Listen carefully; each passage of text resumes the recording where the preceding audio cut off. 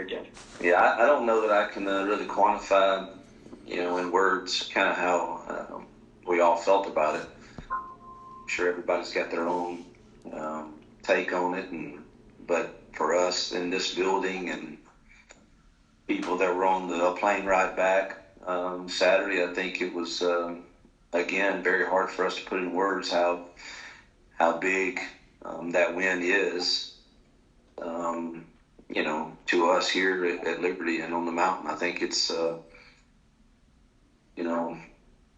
probably would be hard to argue that it's not the biggest win in school history. I mean, you're not talking about an SEC team that's not having a winning record, and they're going to win some more games, I believe. And what we did on that day outside the fourth quarter, I thought we were the better team for three quarters. Fourth quarter, their size and their depth and all of that, it wore on us, and you could see it in our tackling. We tackled the pours we have all year. But I think, again, you're playing a roster that's different than yours, and I said that. And, it starts to show when you get late in the game, and it did. But, again, the grit of our football team and the belief, the faith they have in each other, and the way the staff, I know, is just we're so, I don't know, it's just a really good chemistry and culture for our staff, and nobody really has egos. We do. That's not the truth. I've never met a coach that doesn't have an ego, or we all have them, but we're all willing to check them for the betterment of the good. So. To go to an SEC stadium, particularly one I've never had any success at, period. I've had some good teams that we took in there. We're not into the NIL money like that conference is. Yet found a way to get it done. So I think it's a huge win, and obviously, so what have you done for me lately, world? And we'll have to fight and guard against coming off two huge emotional wins over BYU and Arkansas. You better get your mind right and get back to work, because we're going to play a very, very, very hungry football team that's extremely well coached and believing right now that they can become bowl eligible in year one. It reminds me of us here in year one. And I'm very impressed with the job that Coach Moore has done. And I was really, really clear with our team this morning of that, and even met with the Culture Council after that to stress to them every game counts the same. That one may feel different, but they all count the same.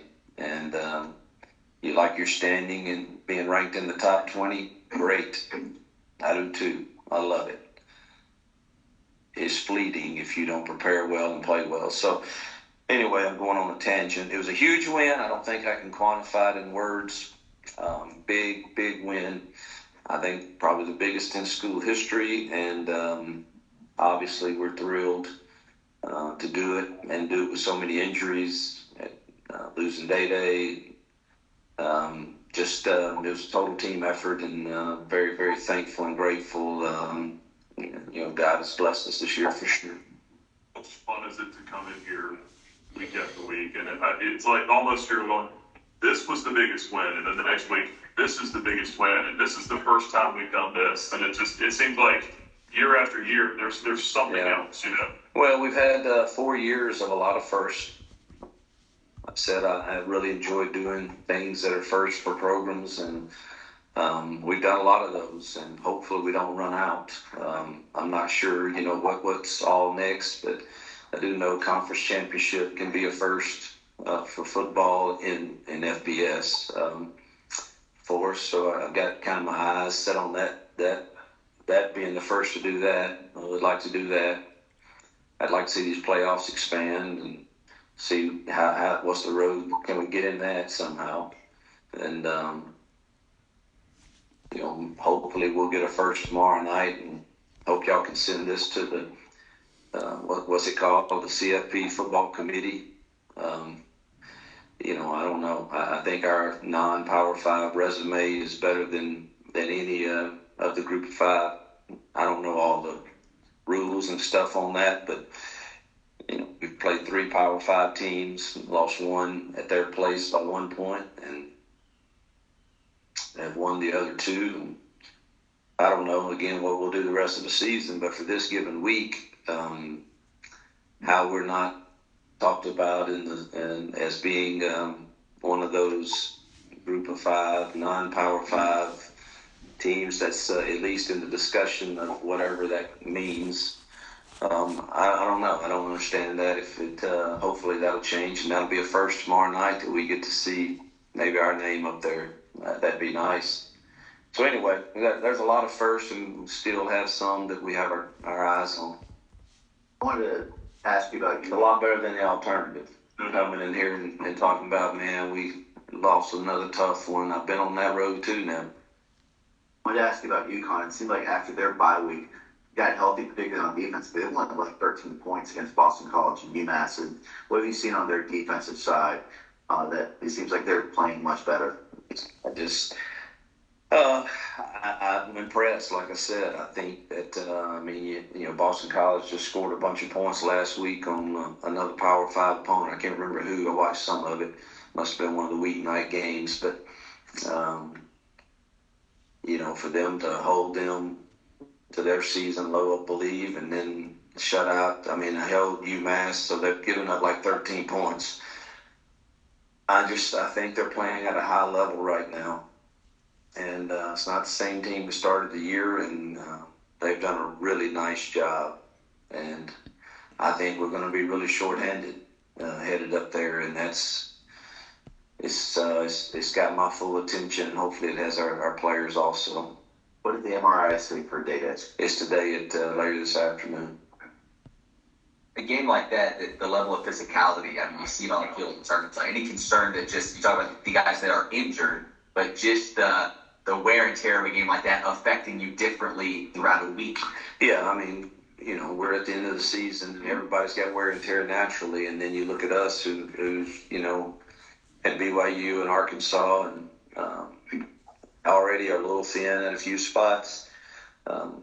We changed this week's schedule a little bit to try to make sure we did not go on the field today, which is not normal. And so, they had yesterday and today really off to hopefully get those guys. You've got the injured crew that obviously it is what it is, but then you got the others that I'm going to play, but boy, I really could use a little recovery time, and we're trying to balance that the best you can and get prepared. How do you think Caleb Snead performed today? First time since playing. Not bad.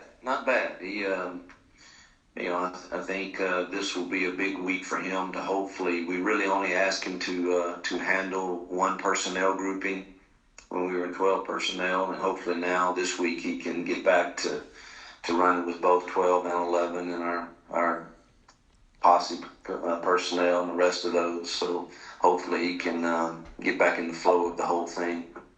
Let's go online. Got a few there. We'll start with John, and then we'll go to Hank after that.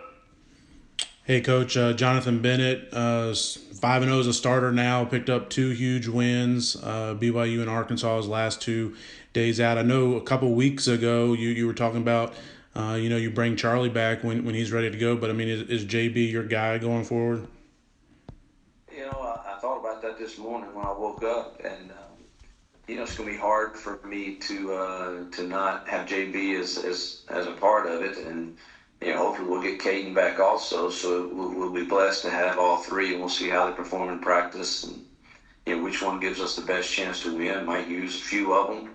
I think all of them have checked their egos at the door too, and but I'd like to take this time just to congratulate JB, on persevering and going through the disappointments and the tough times, and not playing well, particularly well for a lot of the snaps that he had, and now, man, he's playing a lot more free. He's accepting my coaching, and even when he doesn't, particularly like my emotion with it or something during the game. That was the old JB. Now he's like, yeah, I know. Because truthfully, he missed four things this past Saturday that would have been game changing. It would have changed the game all in the RPO world. And that just, he should get those right. So, in film this morning, we praised him, but also said, "My dude, what are you doing right here?" There's one we had the perfect call on, and if he throws it to DeMario, it's a touchdown on that 4th and 2 drive that we didn't get. DeMario walks in the end zone if he reads the RPO correctly, and those are still very, very frustrating to me that we're missing those. On the other side, give him credit, man. He made some great throws at times to places that they needed to be, and got us the lead. The guy's 5-0 as a starter, and probably has the 2 biggest wins in school history. So, that's the way it's been. So, JB will definitely be in the rotation moving forward in practice, and we'll go from practice to the games accordingly. Hey, Coach, good to see you. You too. You talked about all the firsts It's and been the SEC school to get you back on here. well, we can talk about that later. With all the firsts you talked about and the talent disparity, which you've kind of cited that all 4 years, how much do you guys feel like you're almost a Power 5 school because you've had really good success at that level? Yeah, that's a good question. I think there's a lot of aspects of our program that are the commitment level from our administration, the commitment to our facilities, and to our staff, I think is Power 5-ish for sure. The roster's not quite there, so I don't know. I think the tough test would be if we had to do that every week. Where we would be in respect to that. But at the same time, Hank, if we had to do that every week because we were in the Power 5, then we would be recruiting probably a few different kids here and there, which would give us a fighting chance for the physical demands that would be on that from week in, week out. So it's kind of a hard question to answer. Obviously, we've played the ACC, and the games we've lost in it have been very, very marginal. So that's hard for me to answer how the consistency would measure up if you were having to do that week in, week out right now. But we certainly have found a way to compete with those schools in the Power 5.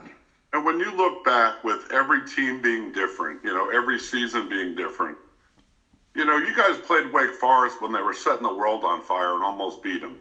How much did that make believers that you guys could compete at that level with your team?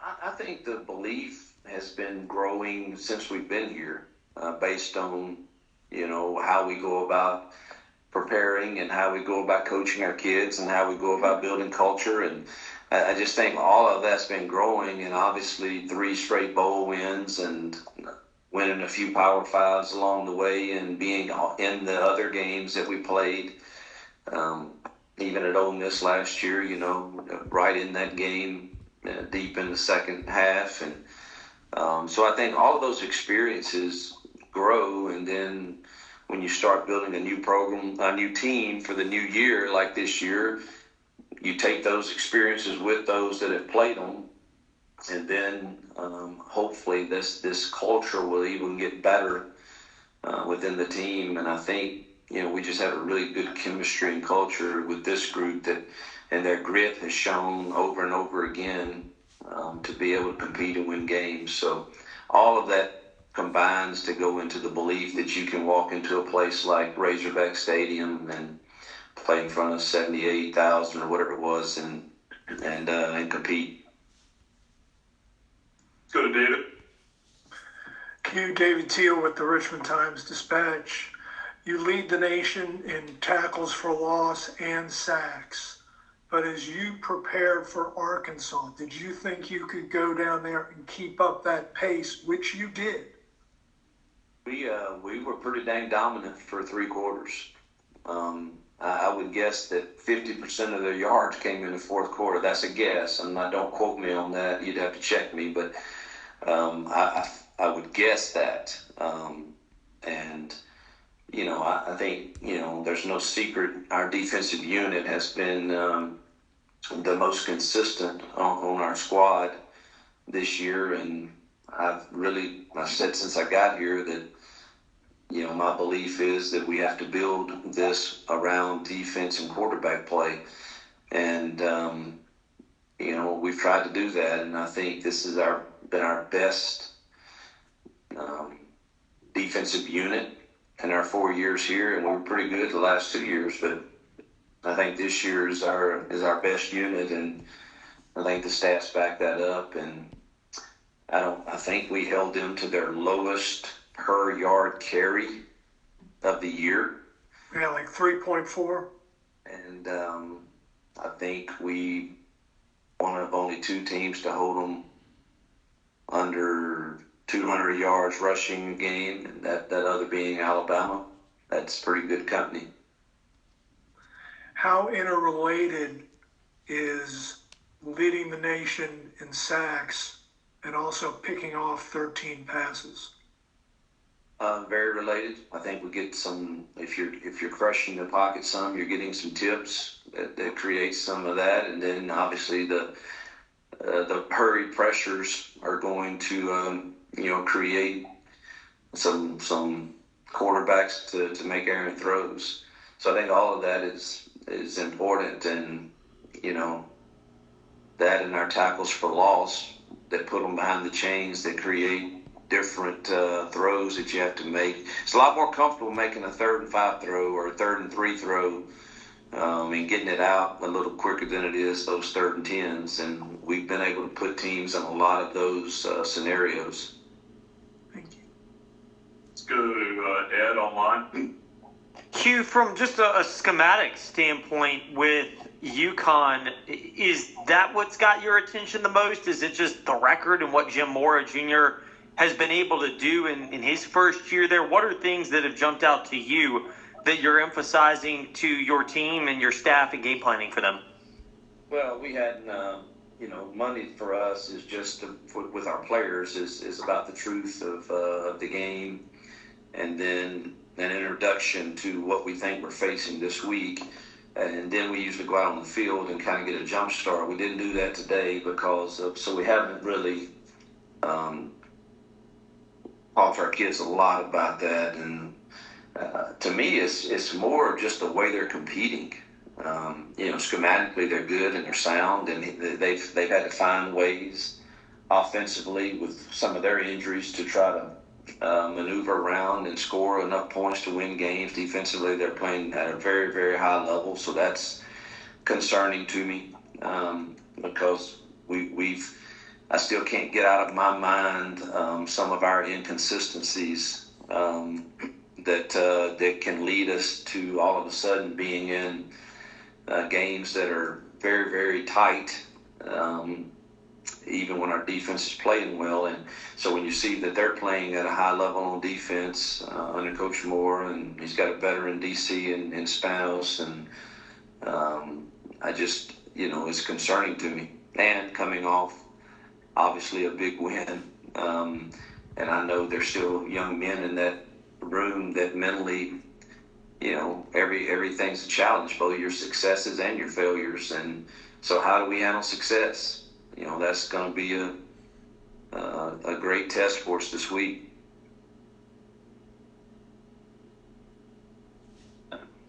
Anybody else online? Any further questions?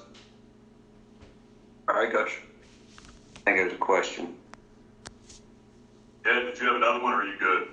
Oh, no, Hank, I'm sorry.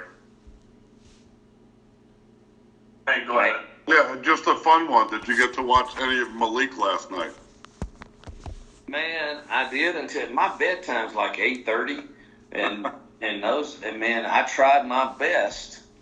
I did see him throw what I thought were two beautiful passes and one-on-one coverage that they weren't complete, but I thought they were really, really good. balls, and I did not get to see the second half. So, obviously they were in the game, but hopefully he'll continue to improve week to week. Thanks. All right, Coach. All right, thanks, Thank guys. you.